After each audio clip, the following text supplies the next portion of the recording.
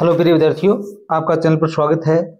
आज जो कक्षा 9th का हिंदी का पेपर हुआ था 2 दिसंबर को, उसका हल देखिए भी, उसके आंसर की देखो भी, कैसे प्रश्न आए थे, आपने किस प्रकार हल किए होंगे, अपने उत्तर मिलान कर लीजिए। पहला प्रश्न इसमें आपका आया हुआ था, निम्नलिखित गद्यांश का ध्यानपूर्वक पढ़कर प्रश्नों के उत्तर दीजिए।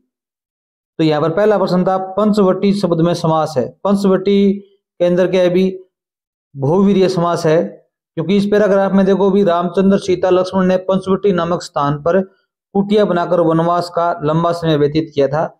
इसमें जो पंचवटी है, 5 वृक्षों का समूह है, वो एक विशेष स्थान को इंगित करता है, विशेष स्थान को बता रहा है कि जिसमें राम सीता और लक्ष्मण रहे थे। तो यहाँ पर बहुवीर्य समास ही होगा। वैसे द्विगु समास भी हो सकता है, परंतु उत्तर आपका ब ही ज्यादा करेक्ट होगा। क्वेश्चन नंबर 2 देखो भी, उपर्युक्त गद्यांश का उचित शीर्षक लिखिए।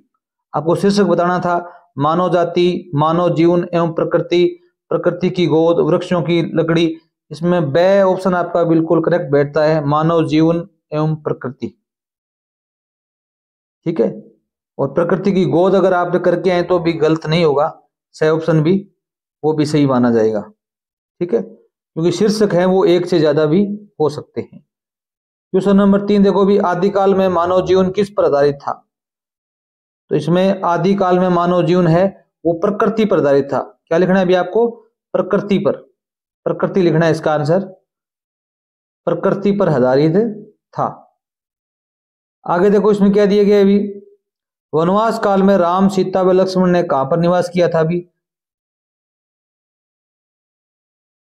वनवास काल में राम सीता लक्ष्मण ने कहां पर निवास किया था, तो यहाँ पर ये होगा कि ये लाइन लिखनी थी, कुटिया बनाकर वनवास का लंबा समय व्यतीत किया था। पंचवटी में, कहां पर भी, पंचवटी में, जंगल में, वन में। और इमारती लकड़ी का क्या उपयोग है, 5 नंबर प्रश्न ये इजी था। इसमें आप ये कर सकते थे, इमारती लकड़ी से भवन निर्माण, कृषि यंत्र, परिवहन, फर्नीचर आदि बनाए जाते हैं। और वृक्षों के आधिक्य से किस में सहायता मिलती है भी, यहाँ पर लास्ट लाइन लिखनी थी, वृक्षों के आधिक्य से बाढ़ नियंत्रण में सहायता मिलती है। ये ऑप्शन राइट था। अगर आप चैनल पर नए, चैनल को जरूर सब्सक्राइब कीजिए। हमारे इस चैनल पर सभी मॉडल पेपर अर्थात जो रियल पेपर हुए हैं उनका हल उपलब्ध है, तो आप अपने पेपर मिलान कर सकते हैं। निम्नलिखित पद्यांश को पढ़कर नीचे दिए गए प्रश्नों के उत्तर देने। बादल गरजो घेर घेर घोर गगन धराधर ओ, ललित ललित काले घुंघराले, बाल कल्पना के से पाले, विद्युत छवि उर्मे, कवि नवजीवन वाले, वज्र छिपा नूतन कविता, फिर भर दो बादल गरजो। अभी एक जो लाइन आई हुई है पद्यांश में, बादल की उपमा की गई है, बादल की तुलना किससे की गई है भी, तो यहाँ पर आपका द ऑप्शन राइट होगा, बाल कल्पना से। किसे भी, बाल कल्पना से, द ऑप्शन आप इसमें करेक्ट करोगे। धरा किस कारण तप्त हो गई है, अत्यधिक गर्मी व लू के कारण, अत्यधिक गर्मी व लू के कारण। क्योंकि यहाँ पर दिया गया है निदाद, एक शब्द दिया गया है, इसका मतलब क्या है अभी, गर्मी, लू, ग्रीष्म ऋतु। ब ऑप्शन क्या होगा अभी आपका करेक्ट होगा। और आगे दिया गया, उपर्युक्त पद्यांश का उचित शीर्षक बताना है आपको। शीर्षक क्या बताओगे भी, शीर्षक इसमें से आप क्या बना सकते हो, बादल गरजो, ये तो ये शीर्षक बनाओगे। क्या बना सकते हो अभी, बादल गरजो, या फिर इसका बनाओ नया जीवन, नया जीवन। ये 2 शीर्षक आपके उपयुक्त रहेंगे। ठीक है, बादल गरजो या नया जीवन। विकल विकल उन्मन थे उन्मन, पंक्ति में कौन सा अलंकार है, इसमें पुनरावृत्ति अलंकार है। देखो अभी विकल विकल 2 बार पुनरावृत्ति हो रही है, उन्मन उन्मन हो रहा है, तो यहां क्या लिखोगे, पुनरावृत्ति प्रकाश अलंकार, पुनरावृत्ति प्रकाश अलंकार, या सीधा लिख सकते हो पुनरावृत्ति अलंकार, पुनरावृत्ति अलंकार। 5वां प्रश्न देखो, पद्यांश में आए हुए बादल के 2 पर्यायवाची शब्द बताने। 2 पर्यायवाची शब्द इसमें आप बता सकते थे, एक तो था घन, क्या था अभी, घन, और एक था धाराधर, क्या था अभी, धाराधर। ये दोनों आपके उत्तर सही होते। आगे देखो भी क्या दिया गया है अभी, निदाग शब्द से क्या तात्पर्य है? इसका मतलब होता है गर्मी या ग्रीष्म ऋतु। ग्रीष्म ऋतु के लिए यह प्रयोग किया गया है निदाग। ठीक है। वह देखो भी इसका पार्ट आया था, धरती का पर्यायवाची नहीं है, वसुधा है, धरा है, भूमि है, भारती नहीं है।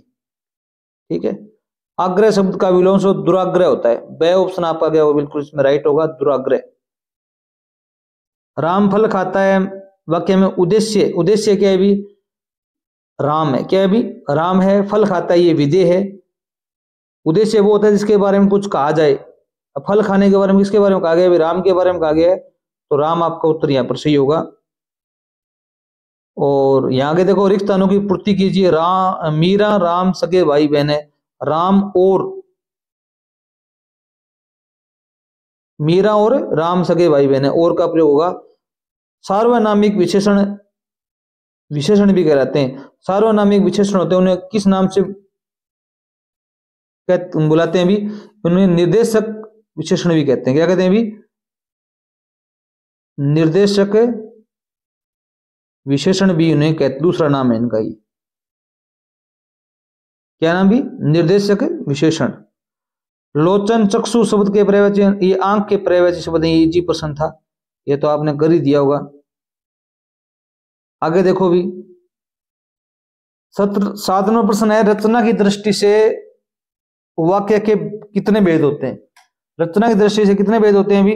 3 भेद होते हैं। सरल वाक्य, संयुक्त वाक्य, मिश्रित वाक्य। कितने होते हैं भी? 3 भेद होते हैं, संयुक्त, सरल और मिश्रित। विशेषण की परिभाषा बतानी थी, जी था। वह शब्द जो संज्ञा की विशेषता बताता हुआ क्या कहलाता है भी? विशेषण कहलाता है। क्वेश्चन नंबर 9 देखो भी, आसमान पर चढ़ना मुहावरे का अर्थ वाक्य में प्रयोग बताना था। आसमान पर चढ़ना, बहुत अधिक घमंड करना, बहुत अधिक घमंड करना। वाक्य में प्रयोग कर सकते हो।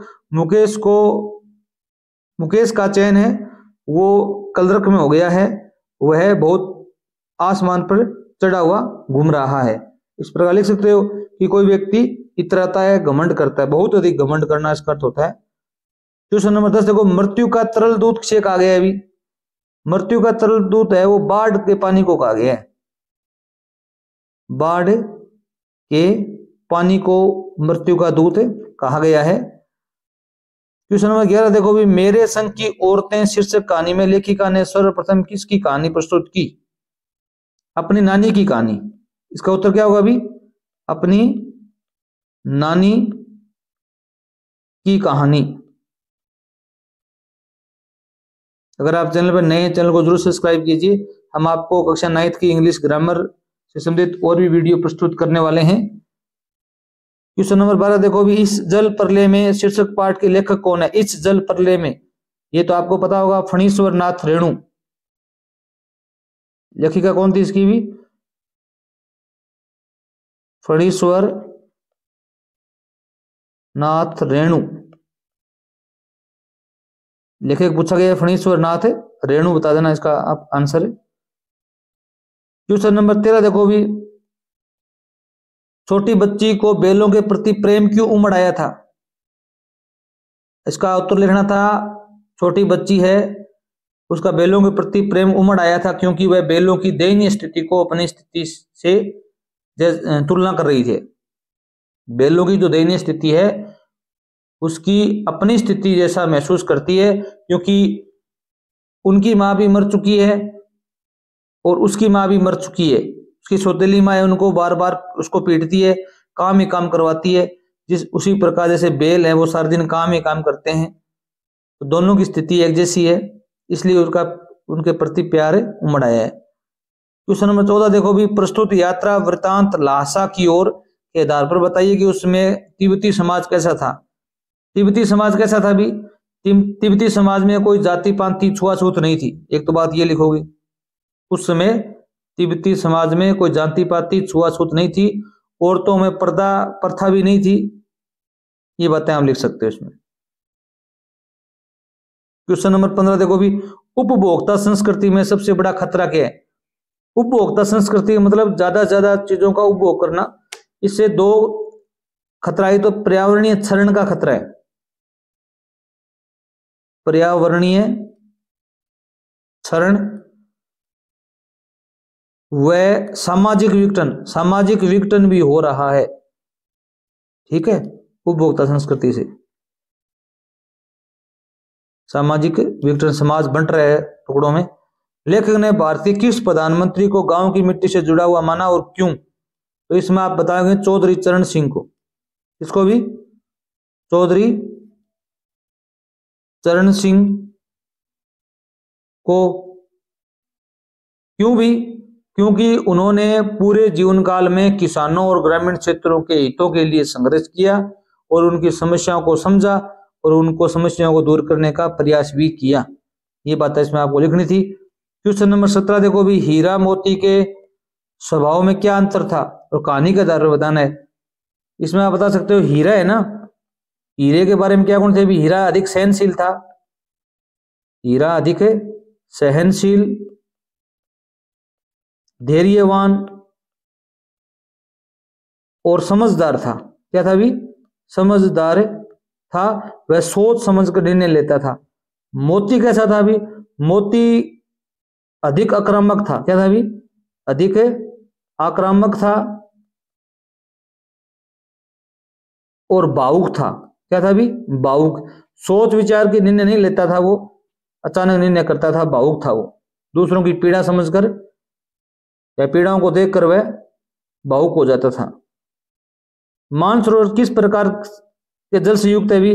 मानसरोवर मीठे पानी के जल से युक्त है, मीठे पानी से युक्त है। आप बता सकते हो बर्फ व ग्लेशियर जो पिघलते हैं उनका पानी है वो मानसरोवर में इकट्ठा होता है। क्वेश्चन नंबर 19 देखो भी, कवित्री का घर जाने की चाह से क्या तात्पर्य है? घर जाने की चाह, इसमें कवित्री का परमात्मा से मिलना और संसारिक जो दुख है, अज्ञानता से मुक्ति पाकर मोक्ष प्राप्त करना है। क्या बताओ भी? कवित्री का घर जाने की चाह से तात्पर्य परमात्मा से मिलना और संसारिक दुखों व अज्ञानता से मुक्ति पाकर मोक्ष प्राप्त करना। यहाँ पर जो भौतिक स्थान नहीं है बल्कि आत्मा का असली निवास स्थान माना गया है, वह परमात्मा में लीन होना चाहती है। क्वेश्चन नंबर 20 देखो भी, रसखान का ब्रज के वन और बाग और तालाब को निहारने के पीछे क्या कारण है? जो कवि रसखान है वो ब्रज के जो वन है बाग है उनको क्यों निहारते हैं भी? इसमें एक ही कारण लिखोगे, वे सभी श्री कृष्ण से जुड़ी स्मृतियां और उनकी लीला स्थली हैं, इसलिए।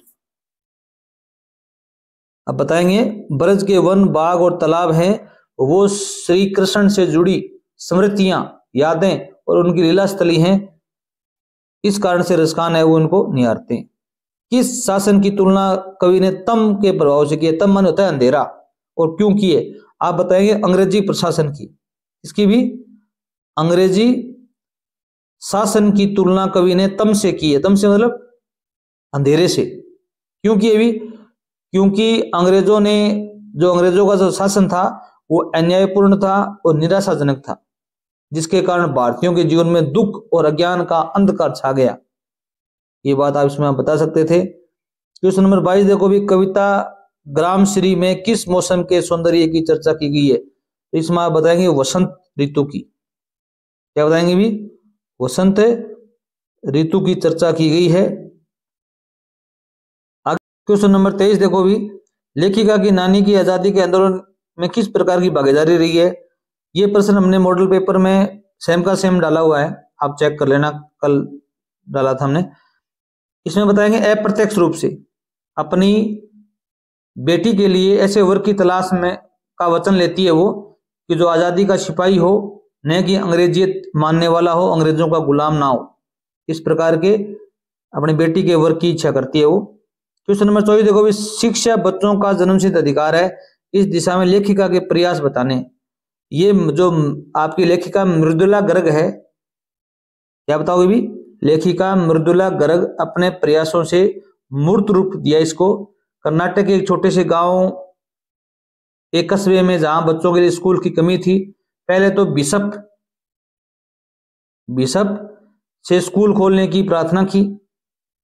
उनके मना करने के बाद अपने दम पर स्कूल शुरू किया और सरकारी मान्यता दिलाई और 3 भाषाओं की पढ़ाई भी उसने स्कूल में स्टार्ट करवाई थी। सांवले सपनों की याद पाठ से क्या प्रेरणा मिलती है, ये प्रश्न भी हमने कल डाला हुआ था मॉडल पेपर में। इसमें बताओगे हमें अपने सपनों को पूरा करने के लिए लगातार प्रयास करना चाहिए। हमें अपने सपनों को पूरा करने के लिए लगातार प्रयास करना चाहिए और हमें पक्षियों प्रकृति के प्रति भी संवेदनशील होना चाहिए। ये बातें बताई गई हैं। ठीक है।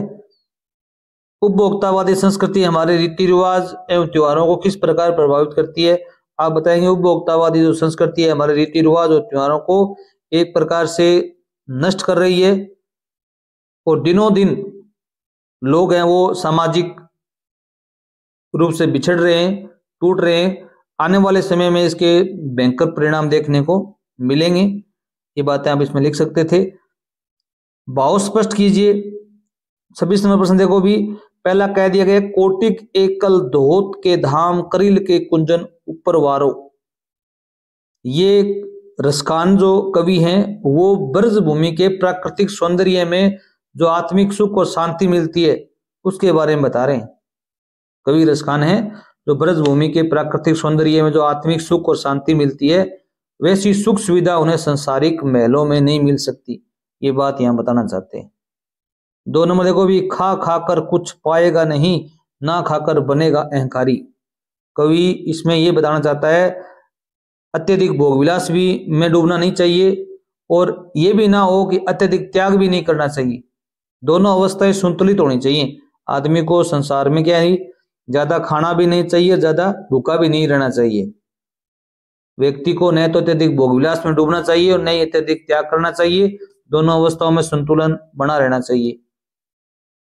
आगे देखो 27 नंबर प्रश्न में आपके विद्यालय का वार्षिक उत्सव आयोजन किए एक प्रतिवेदन तैयार करना था और आपके विद्यालय में गांधी जयंती उत्सव आयोजित हुआ, समाचार पत्र में प्रतिवेदन देना था। मोबाइल फोन बच्चों के लिए पढ़ाई प्रभावित हो रही है मोबाइल फोन से। इस बारे में 2 अभिभावकों से आपको बातचीत को संवाद रूप में लिखना है और स्वयं को महात्मा गांधी उच्च माध्यमिक विद्यालय चूरू का छात्र मानकर प्रधानाचार्य को एक प्रार्थना पत्र लिखना था। इसमें विद्यालय में बढ़ते जल प्रदूषण की तरफ ध्यान आकर्षित किया गया हो। और यहाँ पर आपके जो लेख आए थे, विद्यार्थी जीवन के नैतिक शिक्षा की उपयोगिता, राजस्थान में गहराता जल संकट, कंप्यूटर का महत्व। अगर वीडियो अच्छा लगा हो चैनल सब्सक्राइब करना। धन्यवाद।